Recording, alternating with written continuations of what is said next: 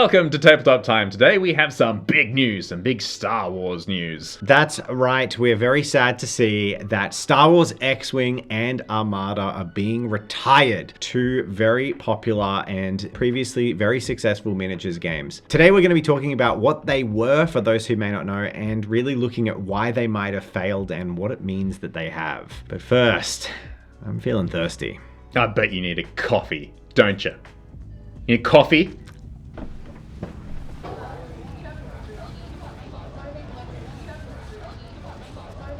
Latte, please. Thanks.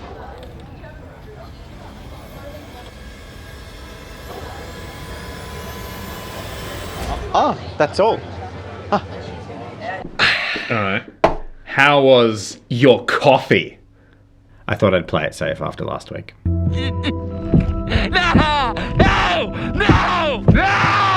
That's fair. Anyway, the news.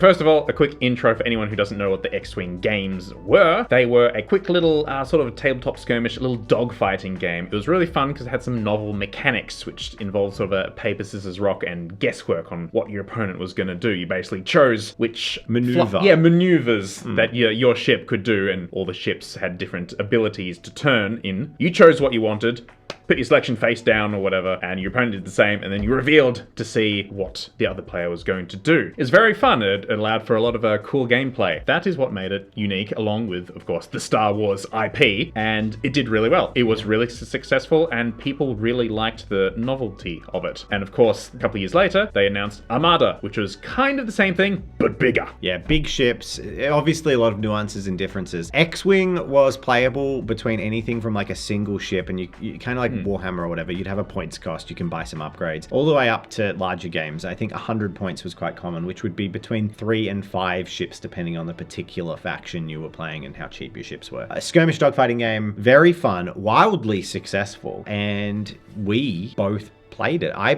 You played it a little bit. Yeah, I remember there was one sort of a free-for-all night that you held at the store, which was basically everyone came in with like one ship worth how many points, and then you just had a Empire versus Rebels free-for-all, as it were. I think it had some of the Armada ships set up as like terrain or something. It was very cool, very wild, a lot of fun. Yeah, I used to play, I collected a few, I had some Scum and I had some Empire ships, and I played 2 little lists. And as a lifelong enjoyer of Star Wars, at least the superficial movie-going Star Wars experience, I wouldn't say I'm an EU deep diver, I was always a big fan of it, and I think Star Wars as a license has been an incredibly strong license to get. And the game really launched strongly, and you had eventually got this sort of wide variety and roster of ships. Like, I was a big fan of the B-Wing, so I got myself a B-Wing, and that's awesome. Yeah, so the game was originally published by Fantasy Flight, and the first thing they would do with a licensed property is they released, as Murray said, all the ships that you would recognize. Yeah, your X-Wings and your TIE Fighters, yeah. And then rapidly it became weird things from the EU or from the animated series that less and less people were aware of. Still a lot of people were. But I want to look into the journey that's led to today, which is the unfortunate ending of the development of the game by Atomic Mass, which is part of Asmodee, who acquired the game from Fantasy Flight several years ago. The first point I want to talk about is licensed games. Now, this is all just an opinion and a lot of it is speculation, but from my perspective as a hobby YouTuber and also my perspective as a game store owner and someone who keeps their eye heavily on these communities, I think there is something to be said about licensed games. So a licensed game is a miniatures game, or any property really, that is purchasing or paying a license fee to an IP in order to build or produce something from that IP. They usually have almost zero creative control. They can't typically introduce new things into the game. Yeah, they have the rights to basically copy paste the official thing in. Yeah. Not to change it, just to stick it in. The right of adaptation. Yeah. So they can adapt Star Wars, in this case, into their game. They can make rules for characters that exist, but when it comes to creating their own stuff, they're very, very limited. And I think that one of the big problems we have with IP games is they trade very heavily off someone's familiarity with the concept. So when you have a game like X-Wing that's trading off people's familiarity and love of Star Wars, for example, example, the more things that someone buys, the more models that the company releases, the less and less attachment your average purchaser or punter has to the releases. So while the hardcore fan may wish to collect every ship ever released in Star Wars from the expanded universe, the majority of more casual fans of the IP will be attracted to and interested in a couple of things from the movie or the book or whatever the thing is. And after that, the peripherals no longer become recognizable, which means you're not really attracted to buying them. So then you're relying on the quality of the game being good enough that it keeps people engaged. People recognize an X-Wing. People might have heard, Bosk's Trandoshan slaver ship. Cool, I can sort of get that. But then, what the hell is a K-Wing or a Yuzang Vong fighter? You probably lose people pretty quickly. You've already lost me. Exactly. Star Wars had the added perk of when The Force Awakens came out, they came up with the new sleeker design for the X-Wing. So quickly rush and make that, and that's an upgraded X-Wing or whatever. But yeah, you rapidly lose out of room to build in. So this is a broad problem with all IP games, and I don't think it's one there's a good solution to unless IP holders are willing to let them play in the periphery a little bit more, let them invent things and add to the lore, even if it's kind of considered non-canon. It just gives them some room to adapt. But even then, that's fraught with danger because a dedicated fan might become quite angry that they've sort of modified something or made up something, which ultimately leads to what I think is a cycle of diminishing returns. Because you become in a catch-22 situation. As a game, you can either try and get purchases on things that people aren't familiar with and hope that they buy them, or you can re-release and update existing things, but then you get the bad faith consumer arrangement where consumers don't want to buy the same thing twice. They get angry or annoyed over it. And what I believe was contributing to the early hurdles in X-Wing's success as a game was when they started to push into the periphery and they created all of these models of ships that were from all these expanded things. And because power creep tends to happen, these new things were really powerful. Yeah, and you want to make them attractive, so you make them a bit stronger. Yeah, you want a bit stronger. The problem is the casual player then comes to a game of Star Wars X-Wing and there's not a single X-Wing or TIE fighter on the board and none of the ships are recognizable and it's meaningless to them. So your whole IP that your whole game is trading off is no longer selling itself on the IP because the way to play is to win with these weird ships that no one's encountered. They might be cool. I'm not saying they're not cool, but I am saying that Timmy rocking up with his TIE fighter is not going to have a good time when a Mandalorian death fighter, sorry Star Wars fans, comes and blows up his X-Wing and he's like, I don't even know what that is. I have never heard of that before. That's what began to happen at the end of the first edition of X-Wing. Yeah. So what happened then? Everything got a bit muddy. You need to hit the reset button. X-Wing hit the reset button. And this is a really dangerous thing. So this moves to our second part of X-Wing's history, which is the reset button, second edition. And it's really tough. And what was that experience like for you as a consumer, Murray? A casual player just getting into the game? Well, I know that a lot of people, including me, were very excited. New edition is coming out. They're going to fix things. They're going to balance things. Awesome. Love it. Really want to see it. And then it came out. You don't need to buy new sets. You just need to buy the new card packs. Cool. Okay. That's fine. I can buy a card pack for my ships. You get the cards to play with whatever ship that you buy in the blister packs. And then say, oh yeah, they're going to be factional packs. So the Empire, all the cards related to the Empire, here you go, $80 or something. And not cheap. No. Yes. And not only did they release the rules in a paid upgrade pack, but they also took the points off the cards so they could balance the game in an ongoing way and make it like a living edition. They put these onto an app that at launch was not great. The list building app had some issues at launch that people didn't like, as well as this coming out when people were really, really hesitant and resistant towards app-based gaming. If second edition released today, I don't think that would have been a problem. I think people would have just dealt with there being an app. People are so used to it. But back then, it was kind of novel for it to go onto an app. Now, by and large, second edition did improve a lot about the game and it fixed a lot of the balance issues, but the fact that the cards were required to play sold in pre-packaged blisters that then also contained set numbers of things. So I, as a player, for example, with the Imperial faction, I loved flying like a TIE fighter swarm with Darth Vader's TIE or a lead TIE in front. And the packs, because they had set numbers of cards, didn't actually give me enough cards cards to load out that kind of list. Right. If you had 1 or 2 ships of every ship, you're fine. Your pack would be fine. But if you were someone who wants to do a wing of A-wings, there weren't enough cards to actually cover all of that equipment. Because it was broad. So you'd have to buy maybe 2 of these packs. And then your outlay is like $160 for a bunch of cards. For rules for ships you already have, and you already have rules, then you have to use an app to list build and to actually play the game and get your points. Yeah. Did they repackage the existing ship blister packs with the new cards? They begun to with new but they cards. hadn't at that point. If you're lucky and the ship was already out with the new packaging, you could get it again, basically get another ship with the new card. But otherwise, you needed to buy the entire factional pack again. Yeah, to play with your old ships, absolutely. Yeah, that's crazy.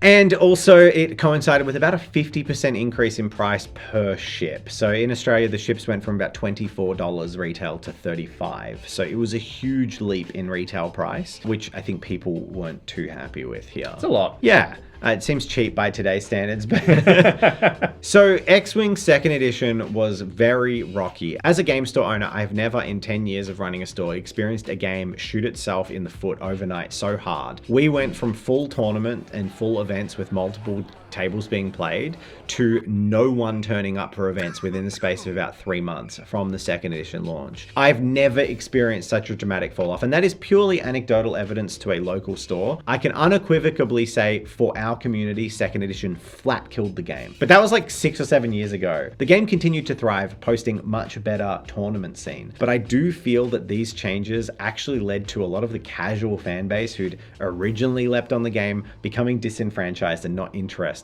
With most of those big initial ships, Millennium Falcon, X-Wing, already sold and out there, and then people not wanting to engage with the new edition of the game, I think that it kind of started the death knell and started the downward spiral. Yeah, meanwhile, Armada, I'm a lot less familiar with, but I am somewhat aware that basically the game just sort of slowly trailed off. Well, I think one of the key issues that Star Wars Armada faced from the get-go is they decided to play at a scale that was smaller than sort of Star Wars, which I always found really weird because the standard Imperial Star Destroyer was like massive, like unplayably massive on the board. It was big. The scale was, the ships were very large and expensive for the largest capital ships, and that's what people mostly want to play with. The other thing I think was a issue for Armada for the entire duration is that no one cares as much. Like, Star Wars isn't a show about fleet engagements. It never has been, and Star Destroyers might be iconic, but to the average punter, it's a bunch of Star Destroyers chasing a Corellian Corvette. That's their concept of fleet battles. And then they have the Battle of Endor, where a bunch of knobbly Mon Calamari ships that look like crap get their ass handed to them by more triangles. Like, let's be real. People love Star Wars battles, but there is very few of them. The Imperial Star Destroyers are much more about the presence, the big shark fin in the water coming up behind our heroes. And, well, it's also, there's no equivalence. So if you're playing a fleet battle game, I can understand wanting to get a couple of Star Destroyers and build a cool Imperial fleet. Absolutely. But then you want that. How many people out there genuinely want a rebel fleet of Mon Calamari ships? It's the exact discussion about X-Wing, but you're already leaping into the peripherals, even with stuff that is in the main movies. Aside from, I guess, Attack of the Clones, where we see Republic era battles, fleet scale battles, but even then, we're talking about 2 or 3 recognizable on-screen ships for each faction, whereas the fighter jets and the smaller ships, especially with the TV shows and animated series, there are dozens of recognizable small ships, many more memorable engagements with small ships. I think Armada just was already a niche 2 steps away from X-Wing. And most people I saw who played Armada as the more complicated extension of X-Wing. There was a lot of overlap between the two. I am someone who is very fond of Star Wars, but isn't obsessed. I'm not deeply into it. I'd say you're more of a Star Wars fan than me. I climbed the big diving pedal and just swan dived into it. I'm more of a general audience, and I'm who you need to capture. And I think that the main problem with Armada is that you can't capture me when I don't even know what all these things are. I just want to see a Star Destroyer. If you can't get behind that, then the game's going to have a problem. The core set has a Nebulon B medical frigate, the Tantive 4, but then it has like a baby version of a Star Destroyer that doesn't look like any of the ones in the movies. It's first pictured in 2015 in a comic book This is not how you sell a fleet battle game to people. I'm just saying. That's it. Armada was actually a really fun game, and I have played it. But but I did just want to say that, like, that's the issue. But now we need to talk about what has led to the down spiral. We've got a lot of stuff that maybe explains why it didn't continue to explode. X-Wing and Armada and that early, you know, the sequel trilogy, really explosive popularity. But then it felt like it just hit a brick wall and fell down. Yeah, and if our discussion, our overview was messy, you can only imagine what it was like getting your head around it. So now they have touted, Atomic Mass have sort of said that it's due to post-COVID and during COVID supply issues, manufacturing issues, as well as the cost of manufacturing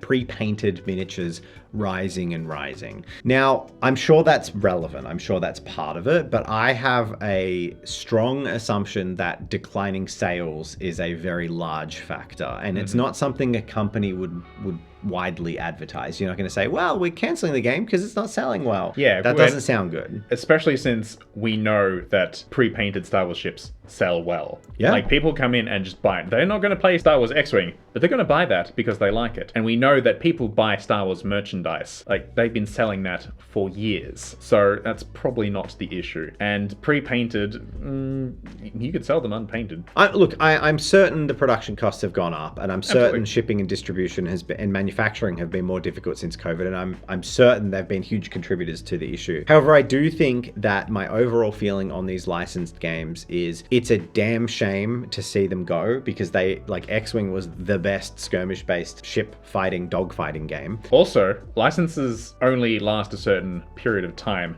and they need to be renewed. So if it's not doing well, and they only have like a year left on the license or something, they might have just decided it's not worth investing in it. Yeah. It's a problem though, and I always worry about the longevity of these games. And I think that whenever I see a licensed game, it's sort of like enjoy it while it lasts, because companies need to continue to release products to continue to make money. But if you've got a limited pool to work with, I mean, once people have bought that core content, how many times can you resell the same thing to them? I get concerned about Star Wars Legion. I get concerned about, even Shatterpoint feels like a really good example of that, where they've gone, well, we have this license, and they've gone, well, Legion, we've already done the core forces for the major factions. We're going to make a different scaled skirmish game so we can keep selling it. And I wouldn't be surprised if Legion winds down in popularity as they run out of things to release, and then Shatterpoint, they push more and more, and it'll just be a cycle, because they have to keep selling products to make money. So look, that's where we're at. It's unfortunate. That's kind of what my breakdown of what's happened is. And to me, it feels somewhat inevitable unless the company can continue to find ways to sell new stuff in an IP they can't play around with. I mean, what can happen? What are some solutions? How could they survive, assuming they have to keep selling models? Because you're not going to get a wider and wider audience. It's like a shallow pool. Yeah, I don't think anyone's happy about it going away. I'm not happy. No. But sometimes it's as you said, an inevitability. You have any thoughts on that? We'd love to read them. If you just enjoyed listening to me confuse Dave with Star Wars names, leave a like and a comment. Throw another one at me. Confuse me, get me. Oh, let me see. E-Wing canon now. They threw that one in the Ahsoka Tano show. I got nothing. What about something that isn't a spaceship? Just confuse me with some Star Wars thing. ATPT? What's that? Is that the one that looks like a man riding a little pair of legs? Yes. The process of elimination, right? Yes. All-terrain personal transport. Okay. All right. That's enough Star Wars out of us. There you go. If you enjoyed our coverage, like, follow, and thank you to our patrons. We hope this has been weird. We just wanted to talk about Star Wars X-Wing because we both played it. It meant a lot to me at a part of my life. It was probably my main game for at least a few months, and I played it for a couple of years. So it's really sad to see it go. But as I said, I'm not surprised because I look back on myself. I'm exactly the customer they had and they lost because I just stopped. I had the ships I wanted and I didn't buy anymore. Yeah, leave a comment if you also dropped off the game. I'd love to know sort of an audience view if you were into the Star Wars series or not. So, final note, if you know a really good like skirmish-based ship flying game, drop it in the comments because I'd love to know what's happening. What's going to take its place. Now, Murray, take us out. Drop Fleet Commander, here we go.